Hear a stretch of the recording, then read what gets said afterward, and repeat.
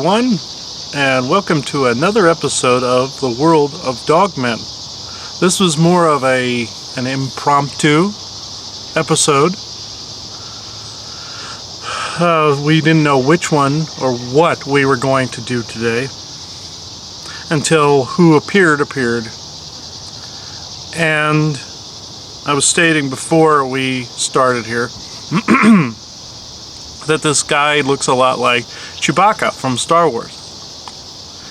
And I actually know some of the legend behind where the name Wookiee actually came from. The Seminole tribe down in Florida had a legend about a being that was in the swamps and in the forests they called the Wah-oo-kies, and that's where Wookiee came from. George Lucas was researching some of the behavioral traits for some of the characters he was actually developing for the Star Wars films.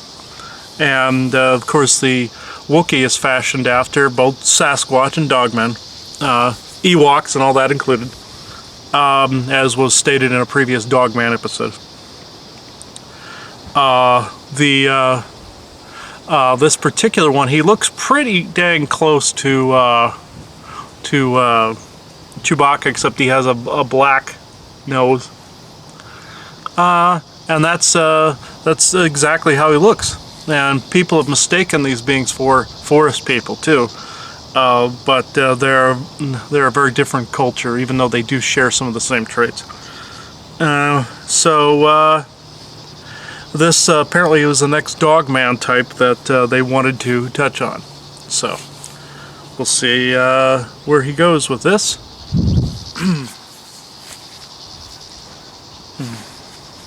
Right, give me a moment. It's a little warm here, but oh well, let's see.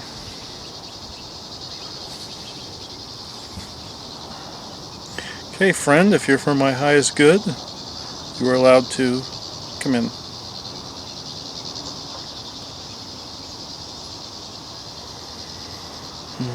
He's being a little slow, so give me a second.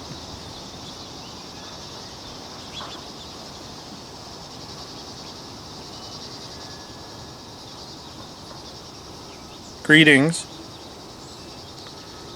My name is, you would pronounce it Whoa? It's hard to pronounce, even though it may share similarity with that Wookiee name. We will just go with Wah or Woe for now. The legend which you ascribe my people to is most accurate. There is a form of Dogman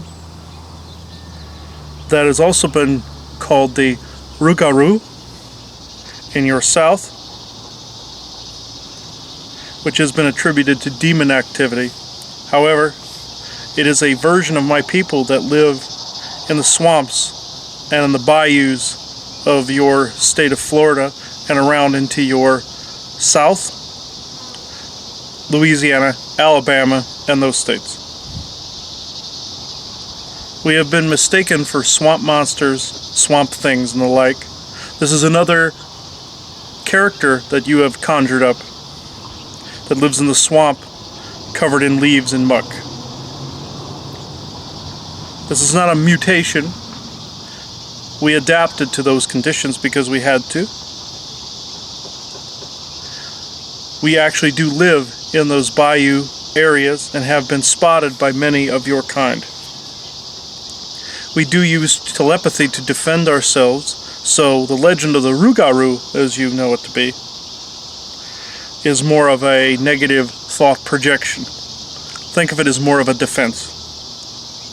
Nothing more. It is not a demon myth. It is actually about our people.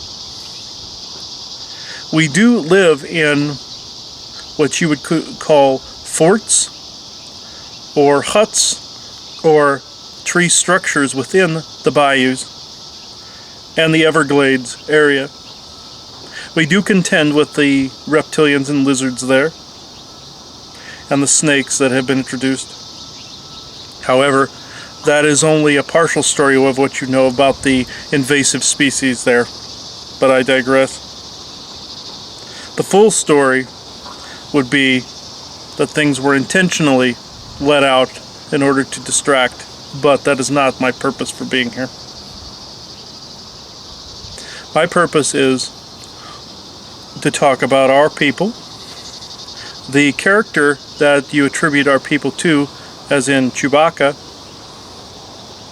We do indeed look like that in appearance, and we do act like that in appearance. We are hunters, meat eaters, and also fishermen. This was the behaviors that your George Lucas got for your Chewbacca character. We also do indeed carry weaponry, and do indeed carry that said weaponry and defense around our chest areas, very much like that character. You would call them a bandolier or sash. We do have these things, and more. However, they are made from the native plants, sticks, and leaves and the like. And when people have spotted us as the so-called swamp monster coming out of the swamp, we do indeed have leaves on us from time to time, and bits of moss and vines and the like. Some of which was also a defense against your hunters by projecting thought forms into their head to make us look scarier than we actually were, when we have been caught in more of a compromising position. It is more of a self-defense, no offense has been intended. We do protect our young in such a way too. In your Florida Everglades, for instance, and around in that area, and in the swampy areas, we do indeed walk and swim within the bayous. The native lizards and snakes and any other species do tend to leave us alone because we have the ability to cloak with our thought forms. Even if we did not, they still leave us alone because we do hunt them. And if you saw one of our camps or our colonies, you would see the bones and the skins being reused very much like a lot of your native tribes. You would see snake skins, and you would see alligator skins. And crocodile as well. There is a variation that has been introduced there that you do not yet know about. But again, I digress. Also bird skeletons and the like. We do adorn our fortresses and our encampments with these. You see, we do this also as a form of magical protection and resistance. You see, skulls have a power to them that other bones do not. If you display a skull, you are telling that species that either A, they are not welcome there, or B, you are telling other negative species to stand clear. Depending on how it's positioned, upside down, right side up, backwards, forwards, or to the sides, you are speaking a language. You are speaking to that you either wish to be left be, or you wish to be protected against from other more nefarious races. However, you can position skulls in such a way that it lures others in with more of a telepathic amplification. This is what we do to hunt. It is a very old strategy of ours. So if you're wondering why in some areas of your state of Florida you don't hear as many birds or you don't see as many alligators, it is because we are keeping these populations in check. If you saw also in your Everglades, there are military personnel that do exist there as well. They know of our presence, but they leave us be. But they also try to perpetuate the swamp monster mythology within your media. This is why we are telling you this is our people. We do not approve of this tactic, but we are not going to wage war over it either. However, in these circumstances, I can speak to my people. We are what you would call an offshoot of what you would refer to as the Antiqua, or those from Canis Major. But we are native to the earth, very much like the little dwarven native dogmen, of which we interact with quite often. We are very similar. This is why it seemed like in your Star Wars films that Wookiees and Ewoks seem to go together. That is very true, because they are likenesses of two of our kind. If Lucas or any of his people say they didn't get it from reality, that is far from the truth. Not to dispute anything that has been said, but it either comes through in a channeled telepathic form like this, or it is spoken about in legends, or it comes straight from us. Either way, you're getting the information accurately. I am now open to questions. Well, thank you, and thank you for coming in. So, you were mentioning again the location where most of your group is, which is in the southern eastern part of the United States. Mm-hmm. So we're in Arizona now. Are you just projecting into here, or are there any species family in this part of the United States? I am indeed projecting through what you refer to as pools or mirrors or crystals. However, there are native dogmen to the regions in which you find yourselves in, but they are nothing like our own. They are more cave-dwelling, along with other cat species that are descendant lineages of Lyrans and others that are descendant lineages of Antiqua, very much like ourselves. But they're very different and slightly more hostile in nature than us. We are more reserved and laid back. We can project ourselves from great distances as we are doing. We, as we've said, can take crystals and stones that are in bunches. You would either call them clusters or clustering crystals together in altar spaces or artificial spaces, or skulls or crystal towers to communicate through, or even pools of water or mirrors. However, since your mirrors are not accessible in that way to us, we use the crystals and stones. We did not wish to violate your barricades that you established in the mirror structures within your homes, so we chose the stones and crystals to create a temporarily generated communication portal or vortex. This is how I am communicating now. So since you did say you were an originating species here on Earth like many others, and that you are an offshoot of the original Antiqua. So I'm curious because before there was conversation about how the magnetics changed, maybe when you literally stepped foot on the Earth, your ancestors stepped foot on the Earth to what your appearance is now. Did your group as well go through some sort of physical changing that occurred while you were here? Indeed, yes, we did go through a physical change. Very much like how your science dictates dogs came from wolves, which is not completely entirely accurate. We can and have diverged from a single species into many, and we were even adapted to not be as aggressive as some of the what you call werewolf species on your world. We did go through a drastic change where we did shrink in height and gain more of a curled hair look and a flatter face. We have more of the appearance of the ones you would call the Canis, but with curled hair, with the flatter face. And we have also, over a period of time and years on your world and ours, have adapted different physical traits which allow us to blend with the environment. As I've said, we have used our mental ability to do so from the native predators and also from humans as well. We also changed in mindset where others became far more aggressive. We were adapted to become more peaceful. And as the energies become more of a chaotic soup, as you would say, we have to maintain that peacefulness with your kind, especially as your kind is on the edge of war within your own minds at any given moment. And with these changing energies, it is making it so that you must look at yourselves a lot more closely than you ever have in history. This is why we must maintain the peace above all else, to be able to balance out those energies.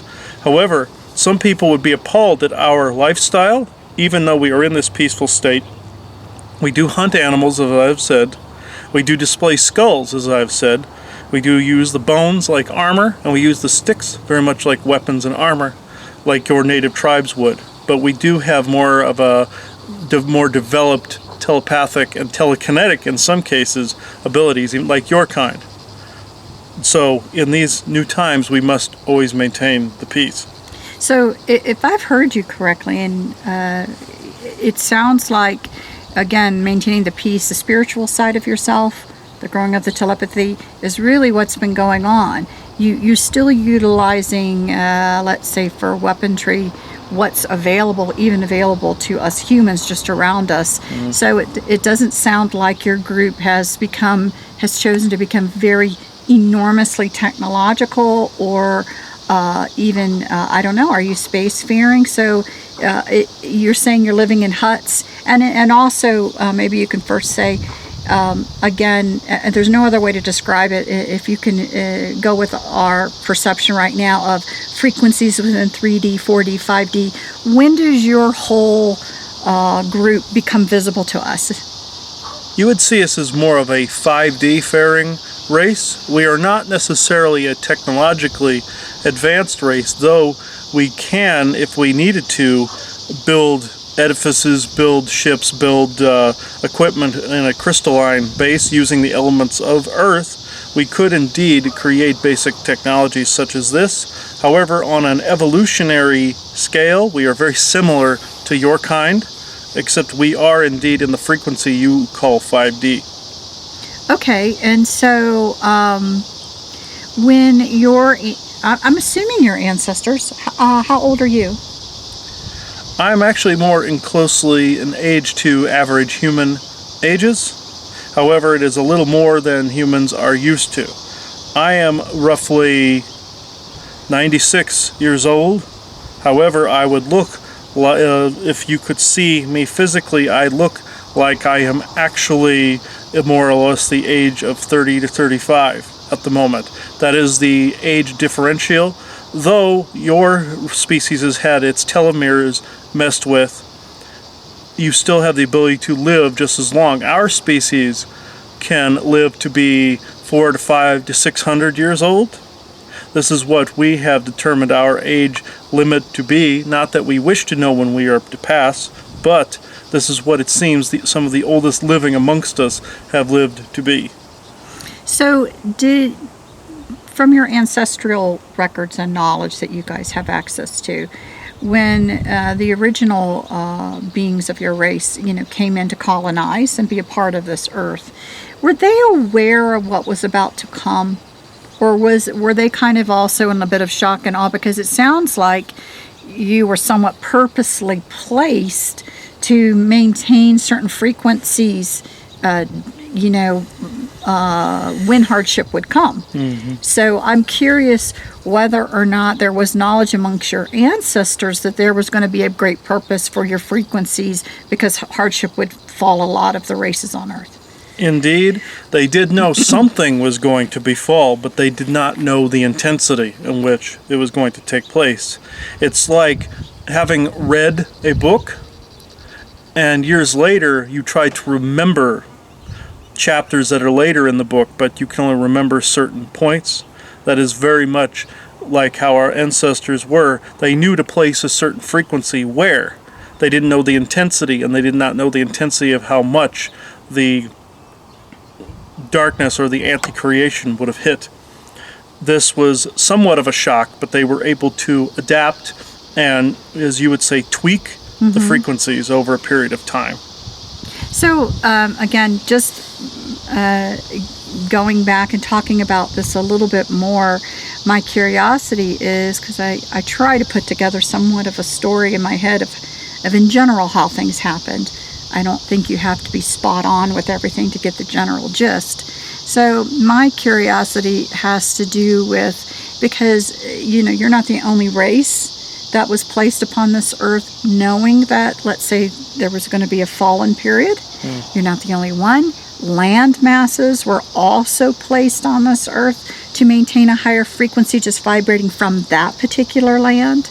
So there were beings that had the foresight to know this type of assistance would be needed because there would be a fall. So my curiosity is more of in line with, does your race, your perspective of all that before, let's say, the darkness even broke through in this expression, was there preparation, or was it when they started to break through there was preparation? Because at that time, obviously, there would be beings that would have known Earth is on a nexus point. That would be a very important planet for this darkness to try and conquer and farm, because it can get them now to other places. I mean, so my curiosity is, do you think there was any forethought even before the darkness really broke into this expression, that there was a need to, let's say, protect Earth? Or do you think it only happened once they started breaking in? It is actually both. They knew Earth had to be protected with certain vibrations even before. You see, some of the others knew something was afoot, as you would say, but they had to wait to see what they were truly up against before they could implement all of the precautions. So it was actually both. It was precognition, foresight, and observance. Okay, which is really interesting, because again, for us trying to put things on a linear thought process timeline, we also have a hard time with perspective of how long a period is, because now that we hear that when the darkness broke through and they were out in the area of Orion, but they were first kind of going into that Boots constellation area, they had their asses. There was war, but the darkness had their asses handed to them, so they had to learn and grow in order to not allow that to happen again when they went to their next spot and their next spot. And but that took a period of time. That wasn't just instantaneous, which then would allow what you're saying for others to go ahead and implement what needed to be implemented to assist with, Earth, and assist with other areas to try and help them prepare better for what was about to occur in this particular solar system. So, I find that very interesting. And again, we're talking a lot of time, in my humble opinion, time that something could be done versus they just kind of went through the whole thing very, very quickly. So I appreciate your perspective on that. It helps me a little. So how did your race, how were you guys prepared to cope with all this? Was it just the ability to tune it out, to try? Because I would imagine it would have to be overwhelming to watch everything crumble around you, in a sense. Yes, it was overwhelming, but we protected ourselves with different types of ore and rocks, and also our spiritual, as you would say, prowess, as well as our hunting prowess. You see, to this day, we still can hunt these archontic forces when they are around. We have the ability to sense them when they are around, much more keener than some other dogmen species. There are certain environments in which they cannot occupy. They must have human servants to occupy them, very much like the base that's in your Everglades. These are humans that are occupying the space, but you will find out in later years that no aliens, as you call them, could occupy the space except if they were more in tune with a swampy environment, you see. The archontic forces were slowed down by some of the energies in that area. This is also why they help pound this area with the storms as much as they do. They're trying to erode away the protection barriers that are around, very much like on your Japan island where your Seimei put up line magic. We have done the same in your Florida area. They feel using elements against us will erode away our barriers. What they don't understand, it is done with hatred and force. That is not what's going to erode away the barrier. Us giving in and not protecting ourselves, and not seeing ourselves as ourselves, you would say, would erode away the barriers, you see. We have devices, that you would call them, in place, and magic and all that in place. However, if we for a second believed that they could penetrate that barrier, they could do so. They feel with the constant whirlwinds and the storms and the vortexes and the winds and the rains and the lightning, they could intimidate us into giving away our space so they could transform it into a more amicable environment for their physiologies. No, this is not what we do. They even installed what would be called a null point in your state of Florida, which would attract these powerful storms to that area. This is why that area has been eroded over the centuries, you see. This is why it looks like it's been beat up, because it has, but we are not budging. You would call us that pillar standing tall in the storm. So that's really, really interesting, again, about, let's call it, vulnerability of souls and races, because I think that's really what it is that, you know, if your mindset is so sound and so focused and so sound that it will be as I say it will be, that is, you know, so that is extremely powerful. And it's when there starts to become those moments of doubt. And that's probably been the you know, tactic, of course, used at all times, because we know that, you know, again, some of the darkness that came in, it started first with a mental telepathy type of, the Chinese water torture of the slow drip, drip, drip, to make people begin to question and doubt, even in their own ability to potentially protect or to maintain or to whatever. And that's how. So I find it very interesting, and it certainly says something about your race, that through watching all this chaos, that is which makes sense that would be the area, then that side, that spirituality would be the side that you focused on as a strength and what you were going to focus on, versus becoming highly technical or doing something, because of the importance of that and not letting that in any way fold.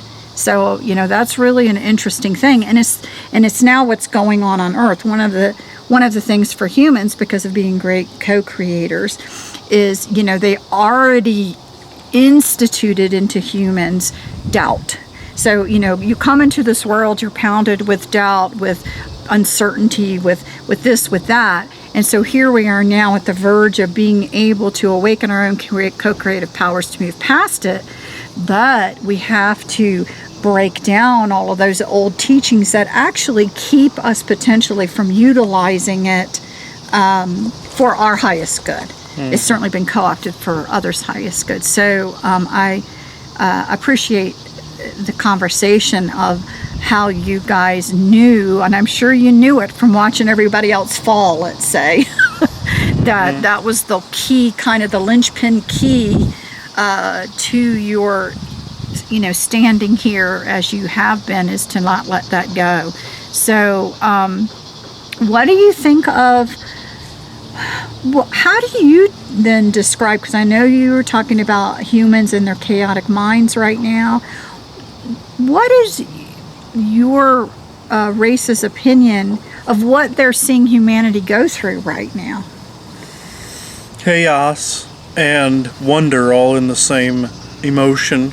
You will experience and have been experiencing extreme highs and extreme lows.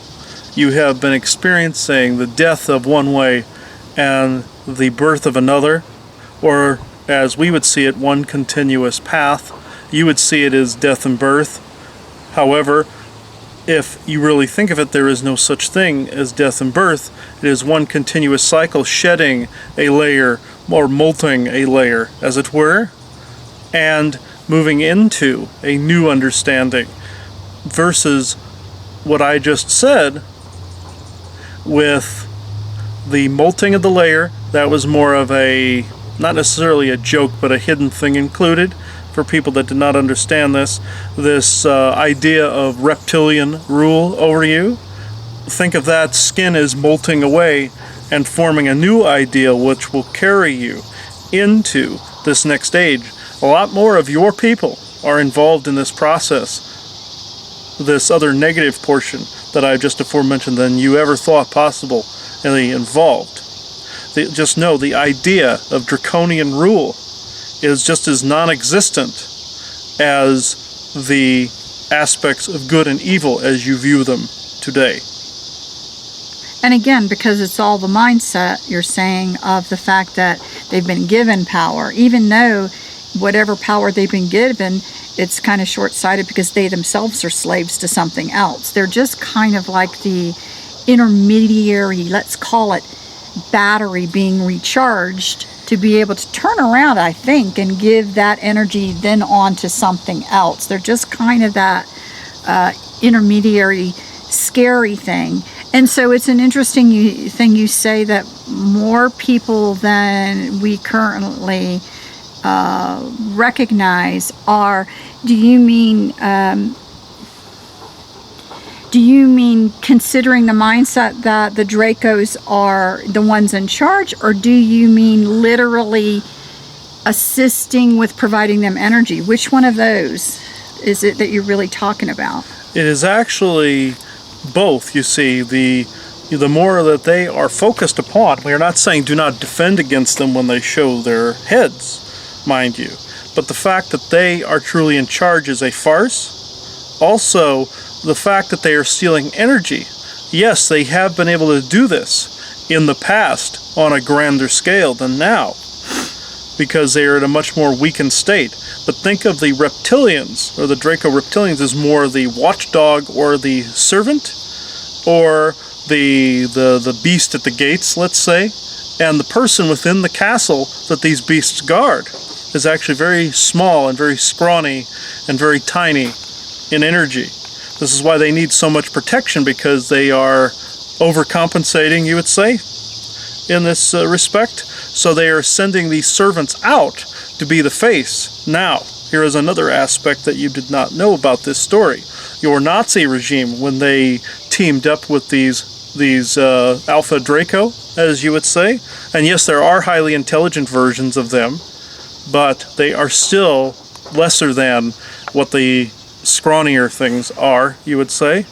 This is something that you did not know when the Nazis were hauling people away off of your world to go be slaves in the galaxy. The reptilians that were seen, that were the guards on these scenes, were actually decoys.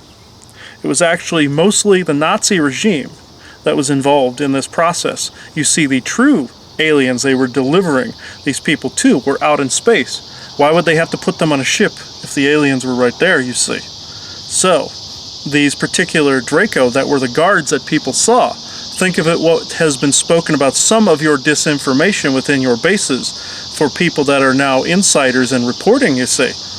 They actually create constructs within these bases to actually make people think that that particular construct is the dominant ideal. The Draco are not the dominant ideal, nor have they ever been. In this, that was the buffer, or the barricade, or the distraction between that and the real bad guys, which, in part, were some of your very own people participating in this. The other part were out in space waiting for their deliveries, you should say. Now, in your ancient Germany, were there reptilians coming to grab people then as well, and also in your ancient Japan? Most certainly, yes. But did the actual spindly bad guys ever reveal their head more than a few times? No. And so I guess I'm going to throw this out there. When you say that to me and you talk about the Nazis and delivering humans, it seems to me that there is a great possibility that they were already in contact with not just one, but multiple races. And they were cutting deals for technology, and they were doing this and they were doing that. And so we think of the shrivel-up guy in the castle, the gray, or the degenerated Anunnaki. That's what we would call them. But in all honesty, they were actually dealing with more races than just degenerated or Anunnaki. They were dealing with other ones as well. Is that a fair statement? Indeed, but the ones that you declare run your solar system, or at least believe they run your solar system, are what they mostly ran into. However, they did do dealings with other races to gain technology because they were told through their seers and through their telepathy to make contact with other races, so these bad guys could steal energy, as you would say, from these other races. Also, these seers were indeed connecting to races that stayed clear until the modern age now, when they are beginning to make contact with your world. Some of them have been, as you would say, shooed away by your governments because they wish to still maintain the status quo.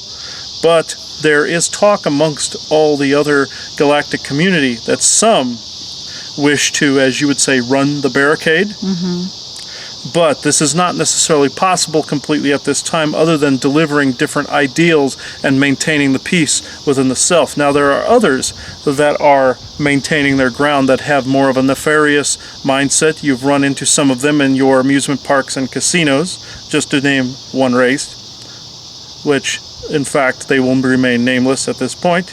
But beings such as them are ones that have these nefarious agendas that they will never budge from as well, very much like the ones that have positive ones will continue to enact them on an energetic level until such time as they can all run the barricade as one. So, in your opinion, humans that energetically deliver codexes to, let's say, their genetic ancestry, because that's the only way I know how to say it.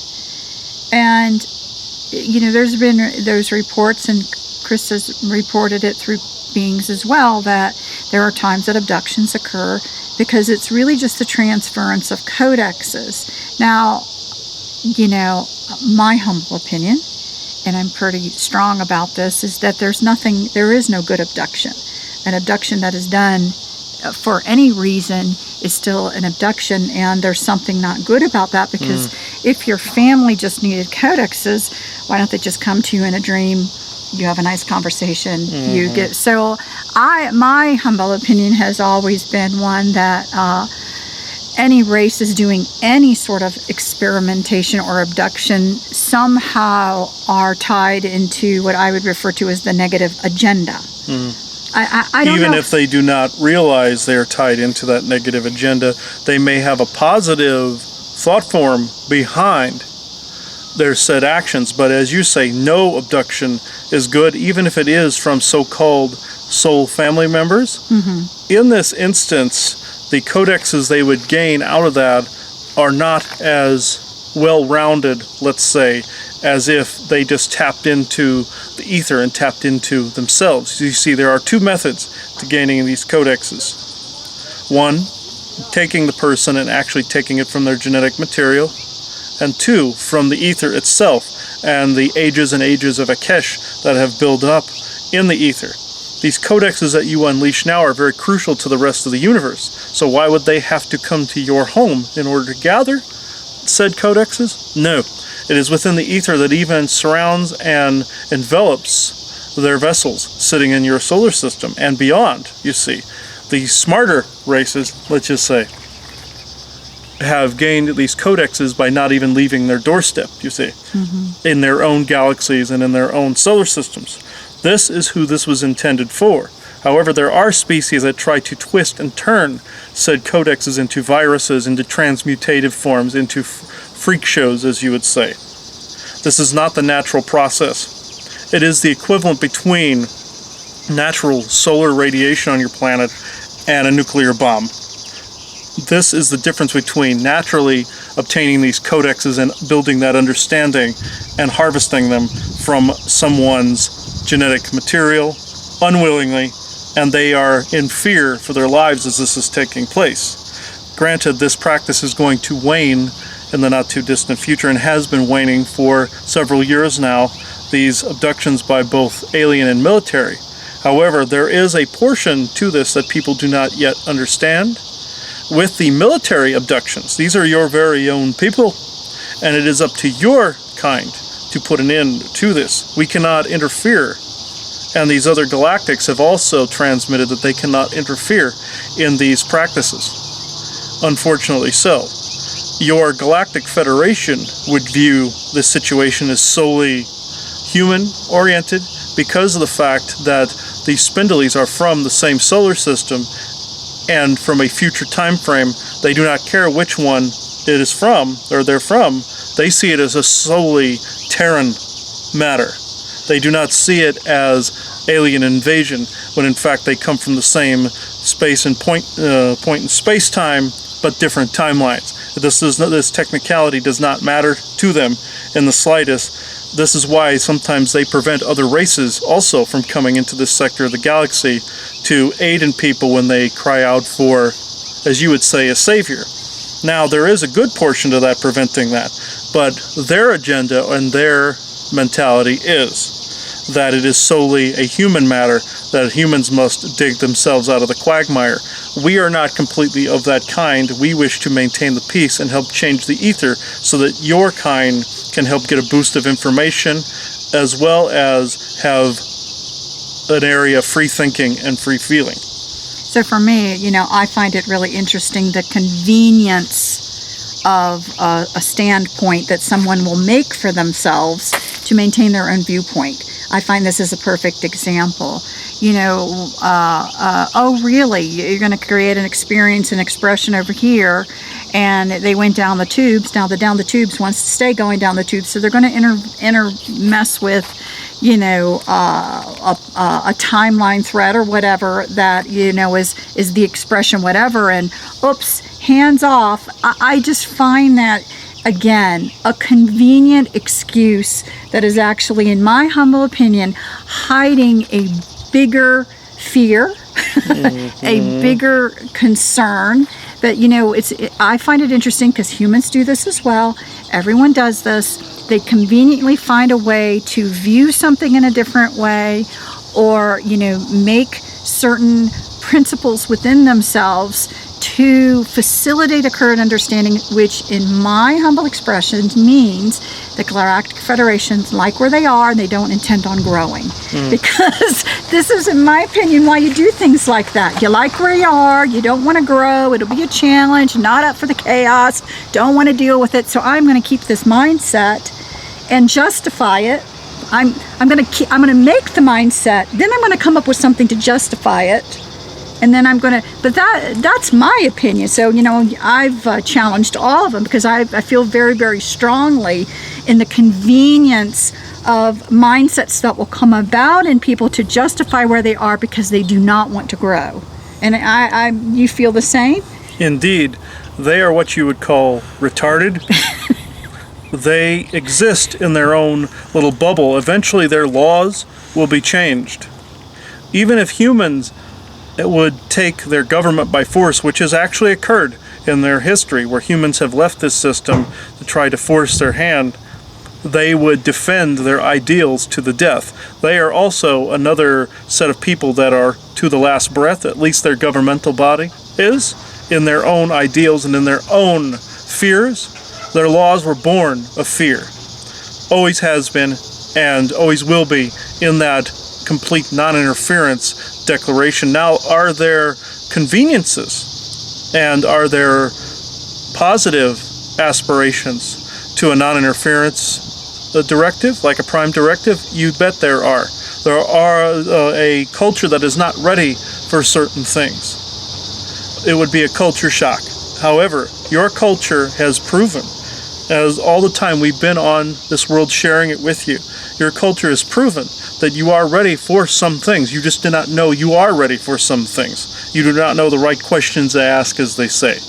Even if you went to the Galactic Federation now, or what's left of them, in my opinion, and declared all the things that were right about our society, us being with you, you being with us, you conversing with us, etc., their laws dictate that a planet must have a single ruler to be within the Galactic Federation's mighty council. That will never happen on Earth because Earth is too diverse for a single ruler or a kingship. No. It will go back to a more Greek Senate standpoint and eventually form over time a world government or world United Nations type format. This is still something that would be abhorrent to the Galactic Federation. Now, eventually, we feel they will have to undergo a management change, as you would say, and humans from Earth would have to sit on their council, as well as several other species that do not agree with their current policies. They would have to include worlds that have ruling councils or unity consciousnesses. They have no unity consciousness save a few within their governmental structure, but the unity consciousness was always represented by a single figurehead. We believe this is not only inaccurate, but this should be unlawful, and you would call it unholy, because the fact Earth and several other worlds cannot have a single ruler, because every time someone has attempted to be a single ruler, like your cabal is currently trying to do, they are trying to get into that greater federation and get a seat on that council. But anytime a culture in your histories and ours has ever attempted to do this, they have failed, and they have always been overtaken by the people, because the people all wish a voice. In the Galactic Federation, not all humans would have a voice. It would be that one speaking for the whole, instead of the one whole speaking for the one. This is something that is oblivious to the Galactic Federation and their current practices. Right. So again, it also, I agree with you completely that the Galactic Federation has to be doing some really good things in order for so many societies to be willing to be a part of it. I really do believe there are a lot of, I guess you would say benevolent, but what I mean is non-aggressive, malevolent, I'm going to run you over races out there. They may have their own agendas, they may have whatever, but we're not really talking, I want to snuff you out type malevolence or feed off your energies malevolences that we're involved in now. So you've certainly got a lot of races out there that are respecting the Galactic Federation, which must mean that something good is going on. It just means that their ideology, in my humble opinion, is not perfected. And I challenge. I feel you're going up against people who actually feel they are perfected and may not realize they still have room for growth. Indeed, they do not feel they have any more room for growth. You see, in these rules are severely out of date. They encountered many centuries ago, thousands and thousands of years ago, during the height of what people consider the Galactic Federation to be in. When they had to create these rules, they had to fight off a very vicious invader, now that has been discovered to have been from that very same dark universe that these spindlies, you call them, came from. But it went back through time, all the way back to the birth of the Galactic Federation, you see. That consciousness went back there, thinking in a desperate move they could retake the Galactic Federation, and indeed they did, by making them unwavering in their rules and unbending. This is where this practice comes from, but it was born out of fear, because they had to use certain practices. These bad guys created certain situations by which that fear was generated. Say the non-interference pact, for instance. They created a world that was so deathly afraid from being met with early.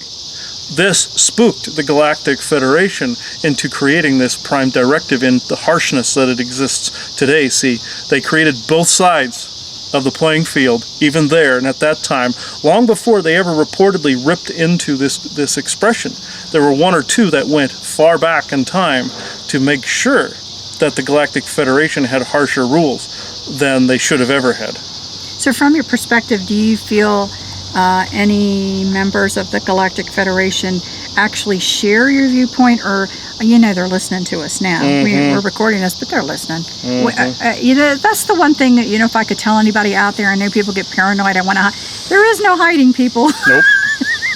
Don't even think by changing your phone or changing your email or changing everything constantly, somehow you're hiding. You're not. Nope. So you need to let go of that fear and realize that you've not been hiding and you're still around. So keep going. you're not going to be snuffed, as what I think is the bottom line fear that people have. But anyway, my point is,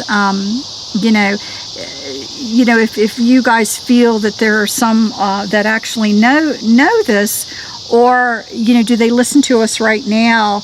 And if I always like to try to sit in the other person's seat, and what would their perspective be? So if I was one of those unmoving members, I would probably be looking at me speaking now, and I would probably be justifying it in my mind as, well, see, they still want a savior. They're trying to move things around so that we come in and be a savior. That's why we can't do it, because that's what they're really wanting. She's disguising it in a whole nother mindset, but it's really the same thing. That's what I would do to kind of convince everybody around me to not pay attention to me. Indeed, they can listen and hear everything you are saying within reason. They cannot hear every single thing and every little nuance because of the energy fluctuations here, but they can get the gist of what is going on, and they can indeed hear us correctly at this moment in time. You see, with your cabal's drive to create a unified government so quickly, very much like your Nazi regime did back in the 40s and 30s. In that, think of it this way. Think of these alternate yous, let's just say, creating this worldwide government in order to have a seat on the Galactic Federation's Council, in order to solidify that it is now their empire and not the Galactic Federation's government. This was another way of manipulating them. Then they are in that mindset to manipulate back. What they don't understand is they are a major figurehead, as it were, in the manipulation that is going on right now. Even in their non-interference stance, this stone, immovable object sort of mentality, they are very much a part of the very oppression of which you all exist in, which has been aforementioned on these shows previously. However, as we have said, with your call for change, if I could advise anything, it would be to not only change yourself, which is the first and foremost thing, but don't see yourself as needing a unified government in that way. See yourself as already one in this blue planet of yours and one with creation. Not necessarily blending energies, as it were, but see yourself as a unity consciousness. Therefore, you can take that unity and change the fabric of their government by not only changing that within yourselves, but changing the face of creation. Therefore, the Galactic Federation will take on a brand new face by the time your kind is ready to claim the stars as your own. Well, thank you. I'm gonna let you say final words. There's some activity around here in the neighborhood that may cause it to get loud here in a moment. So we're going to have to cut this short. So I really appreciate it. I really appreciate learning about your race and that you've been here forever and what you're doing, and how you've really maintained something very special here. So it was really a wonderful conversation. So I'm going to just turn it over to you for any last words. Indeed. Our kind and yours have coexisted here for centuries, yet we have been segregated by that of false ideals, fear, and non-unity. And also, as you would say, false perceptions. It is time those veils drop, and it is time that our people begin a communicating dialogue once again. Yes, we are giving away where we live and how we live, to show you are not alone on your world to suffer the fate of fools, as you would put it, or by fools. You are not alone in this. Those storms that hit the East Coast affected us as well, but we took it in stride and kept the peace and kept the calm. Do not react to their distraction as if it is the end of the world. It is not the end of the world. It is the end of an old era and the beginning of another one, as your kind would see it. But just know it is a continuous stream of change. It is one continuous stream of change and evolution of life. You would see it in the dualistic end and the beginning. But if this comforts you to say it in that fashion, then we will say it.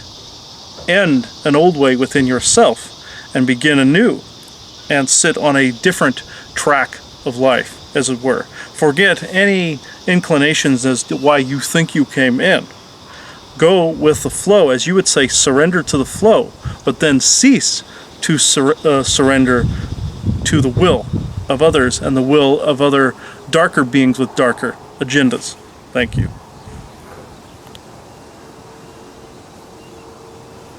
Ooh. It's incredibly blue out here now.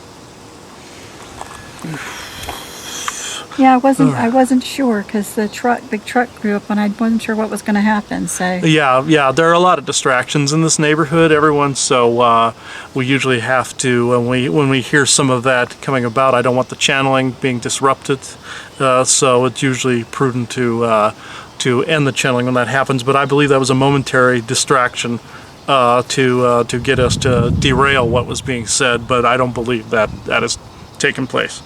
So.